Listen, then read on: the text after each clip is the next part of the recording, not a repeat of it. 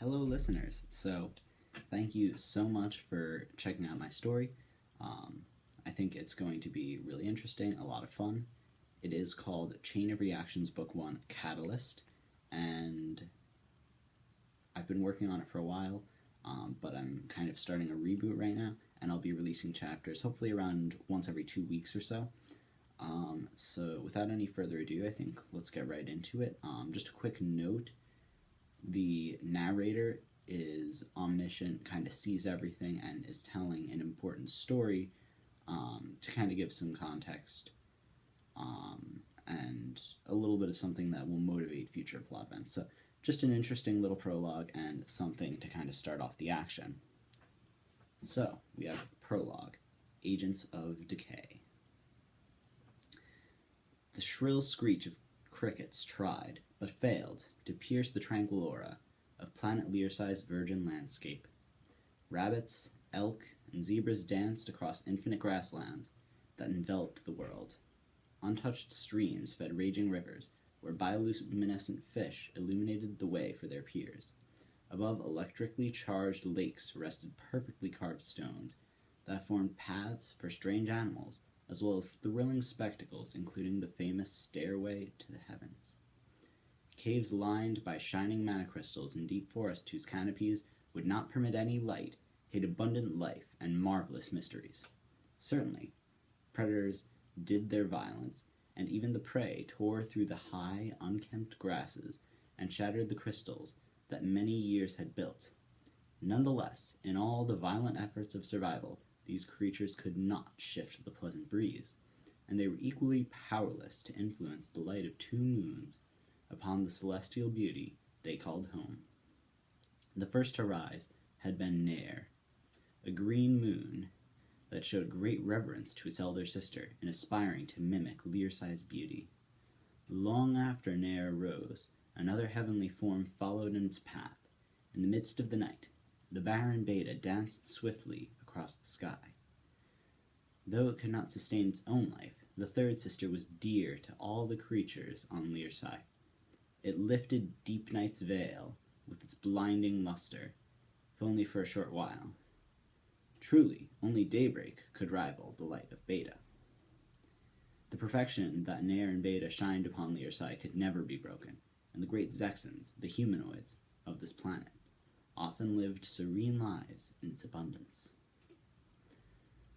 The shine of Beta began to reveal itself as a young boy relished in the company of his loved ones. They had gathered for a night's bonding over cards and innocuous laughs. Isaac Beskite knew well the value of the gift he was enjoying. His parents always seemed to be heavily occupied with work and other grown-up things that they would not burden him with. Likewise, Ariel was always focused on learning the art and the science that is magic.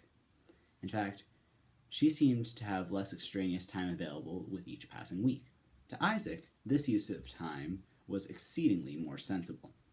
He had seen beams of electrons flash like lightning from her nimble hands and was delighted and amazed each time. But at this moment, the burdens of finances and the intrigue of the supernatural were irrelevant. All that mattered was that the smirk on Ariel's face and what that meant about her cards. And for Isaac, that single concern was wonderful. In this house, a seemingly immortal tranquility prevailed despite the world's brutalities. Isaac and his sister felt assured that nothing would ever perturb them from this state. Unfortunately, there are horrors in this universe that can murder even this pervasive serenity. The Zexans, though powerful, are not immune to the banes of all humanoids. Greed, selfishness, indifference, hatred. There are too many to name, and each has been identified in a variety of ways. Ultimately, though, the names are unimportant. There is no vaccination against these viruses of the mind. They have run rampant in all humanoid species. Willpower is the only defense against these atrocities, and the strength of the human soul can often stave off infection. However, Some among these species have become jaded or lost hope, so that they willingly invite these harbingers of doom into their souls, becoming vectors of deadly transmission in their actions. The forest harbored an active carrier that night. High in the forest canopy perched a man who had been defeated by grief and infected with hatred. Lowering his vision, Onthor focused on the small town of Jarian and opened a magical tome. Then, reciting the prescribed words quietly, he woke a chilling power within himself. Humanoids are not meant to act as this man did. In spite of this, he flagrantly accepted the disease of animosity within him, and his ambition made him a superweapon of its transmission. In case you have not encountered it, I must convey that red lightning, as the Zexans call it, is a loathsome kind of magic.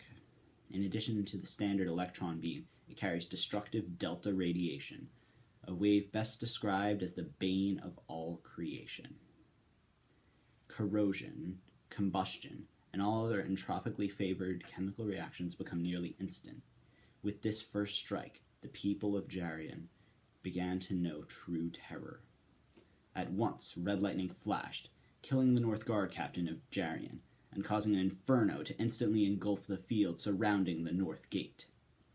In the moments to follow, surrounding soldiers searched for the attacker in terror as the gate dissolved, leaving only a pile of rust, and their muscles began to languish.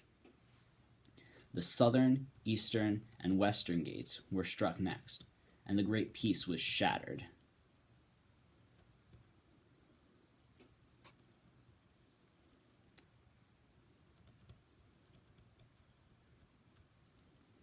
As the chain of command began to unravel, Isaac ran to his window, shaken by the harsh screeches that had pierced the night and confused by the sudden loss of electrical power.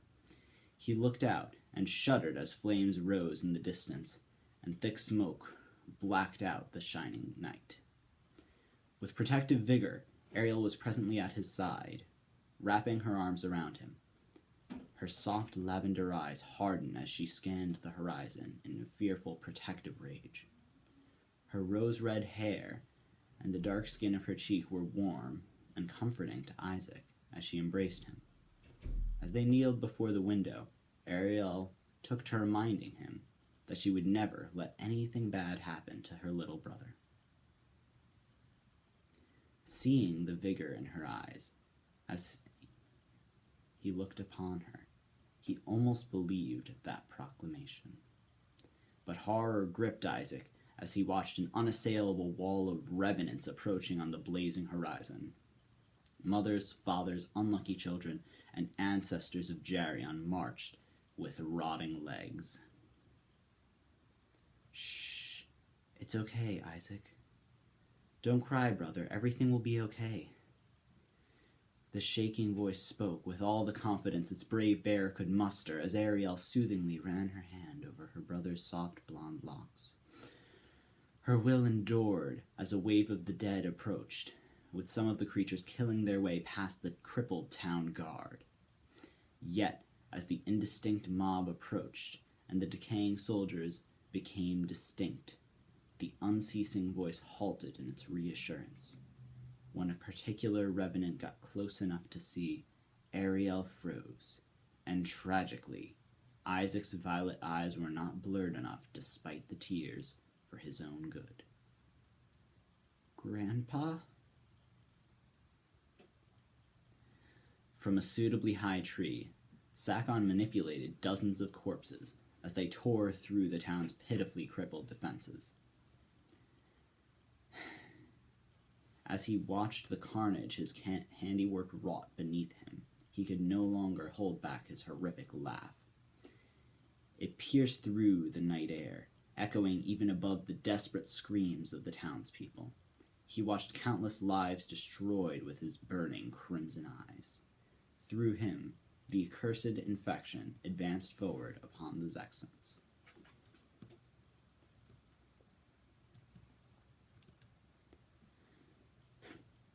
The actions of Onthor and Sakon on that fateful night brought about the tragic end of many.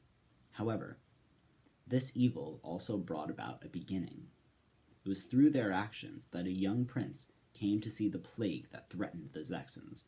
After this point, Zenron could no longer get along as a mere boy.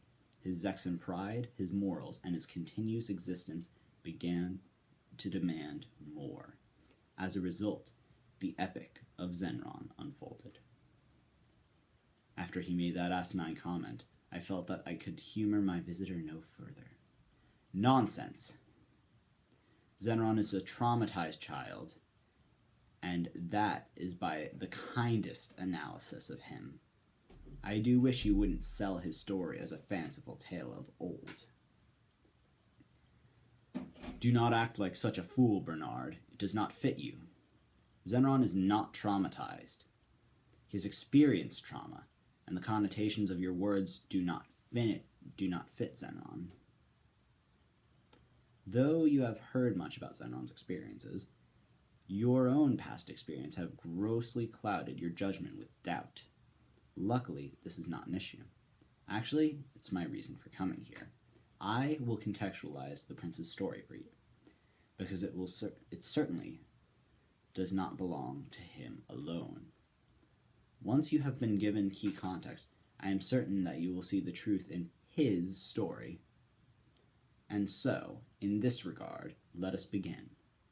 Speak every word of what you have been told, and at the appropriate times, I will interject with a hidden piece of the truth. By the end, you will know the whole tale surrounding Zenron Zexon. How can you say that so seriously? Fine, if you insist. I will share his story exactly as I have heard it. I genuinely hope that you're not just wasting my time. And that's the prologue. So I hope you've enjoyed. If you did, definitely, if you're on the YouTube, subscribe for more chapters. Hopefully every other week they'll be coming out. And that's about it. There will be a link to my Wattpad in the description below where you can find the full text. And let me know what you want me to do with these videos. Do you want me to be recording the text somehow as I'm reading? I can try to see about doing that. Or do you want something else for visuals? I'm just kind of hanging out recording this. So, it doesn't really matter to me. But again, I hope you enjoyed. And I hope this story can be something fun for you. So, as the Zexons say, go as Zexair and conquer all that stands in your way. I'll see you guys later. Have a great day. Hey guys, not quite through with this video yet. Just wanted to thank a couple of really special and awesome people. The first of which being fellow Wattpadder, Futrella, or also known as the wonderful Melissa Futrell. She is my editor, and she has been really helpful in kind of getting some style points kind of worked out and making the story everything it can be. And also to fellow YouTuber Aquablade11. I'm not so much of a YouTuber, but he is. Definitely check out his content because he is awesome. Did this really cool story, Zukhanov. Definitely 120% worth a watch. So check out those awesome people. Links will be in the description. Like my Wattpad and like everything else. And now you can go and have a great day. Always have a great day, but especially today.